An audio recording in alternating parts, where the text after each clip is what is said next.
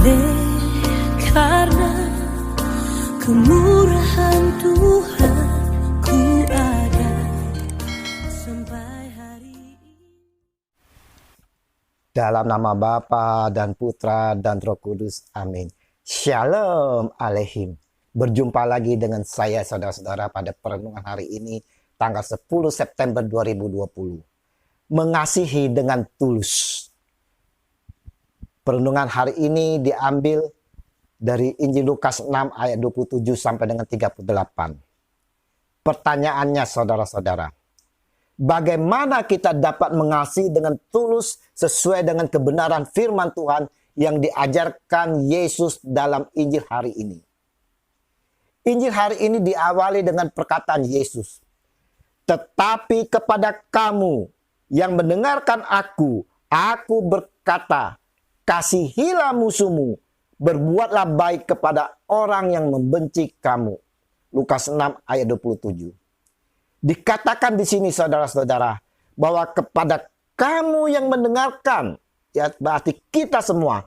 Artinya setiap orang yang mengaku dia anak Tuhan, setiap orang yang mengaku dirinya Kristen, atau lebih tepatnya lagi setiap orang yang percaya kepada Yesus dan mendengarkan firman-Nya, harus mendengar perintah ini dan hidup mengasihi musuhnya, bukan musuh orang lain. Mungkin saudara-saudara saat ini kita berkata bahwa saya tidak mempunyai musuh, saya tidak suka memusuhi orang lain. Oke, dalam hal itu kita dapat katakan baik. Tapi tunggu dulu. Jika kita memperhatikan bagian firman Tuhan ini tidak diberikan dalam konteks perang atau ketika Israel sedang berperang, tetapi diberikan oleh Tuhan Yesus untuk mengcounter pengajaran dari para ahli-ahli Taurat di dalam Matius 38 sampai 39 tentang mata ganti mata dan gigi ganti gigi. Jadi, ketika Tuhan Yesus berkata, kasihilah musuh-musuh, ini sedang berbicara tentang orang di sekitar kita yang suka membicarakan yang buruk tentang orang lain atau diri kita. Atau istilah lainnya ialah mereka yang suka tusuk dari belakang. Orang-orang di sekitar kita yang hari ini kita maafkan, besok berbuat lagi dan sebagainya. Saudara-saudaraku yang terkasih, kita sudah mendengarkan firman ini. Apakah kita sudah melakukannya dengan sungguh-sungguh? Mengasihi tanpa menyimpan dendam. Sekalipun dia musuh kita, saudara. Yang menyakiti hati kita. Kita sadar bahwa mengasihi, apalagi yang telah menyakiti hati kita, itu sangat sulit sekali, saudara. Kalau begitu, mengapa kita harus mengasihi musuh kita? Ada alasannya, saudara. Alasan mengapa kita berbuat demikian. Yaitu yang pertama, berdasarkan ayat 31 dikatakan, dan sebagaimana kamu kehendaki supaya orang berbuat kepadamu, perbuatlah juga demikian kepada mereka. Siapapun kita, jika normal saudara, maka kita ingin dikasihi. Jika kita salah tentu ingin diampuni, ingin dihargai dan sebagainya. Ini semua kebutuhan kita sebagai manusia, saudara-saudara. Oleh karena itu, firman Tuhan memberikan kita pertimbangan logis. Jika kita ingin dikasihi, kita juga harus melakukan mengasihi orang lain. Jika kita ingin dimaafkan, kita pun harus memaafkan.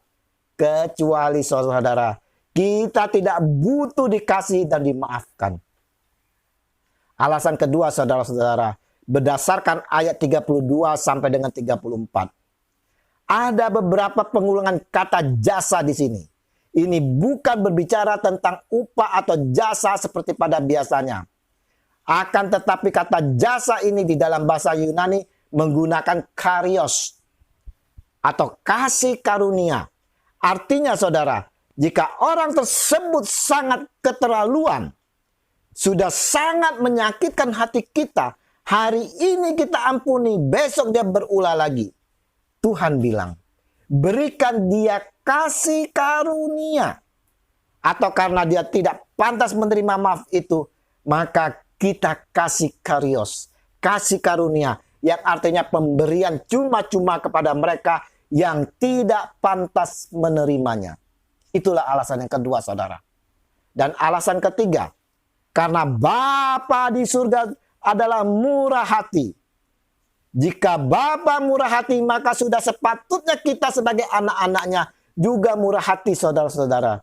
Yaitu dengan mengasihi musuh kita, mengampuni mereka yang telah berkali-kali bahkan bertahun-tahun menyakiti kita. Dengan demikian kita akan menjadi anak-anak Bapa yang sejati dan upah kita besar di surga. Nah, saudara-saudara, bagaimana kita dapat mengasihi musuh seperti perintah Tuhan hari ini? Kekuatan kita hanya terletak pada doa, saudara.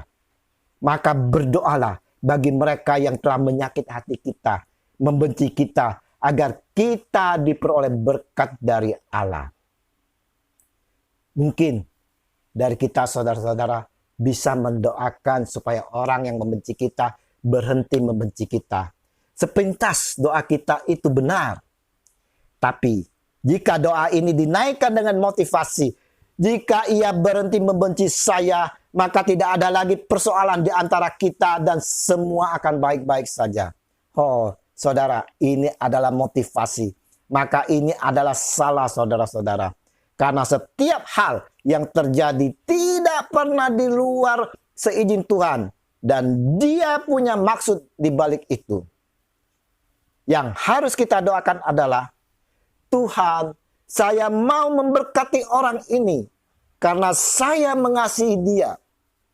Selanjutnya urusan pembalasan tidak lagi kita ingatkan, saudara. Karena itu adalah tanggung jawab Tuhan. Semuanya ini tentu perlu tindakan nyata, saudara-saudara.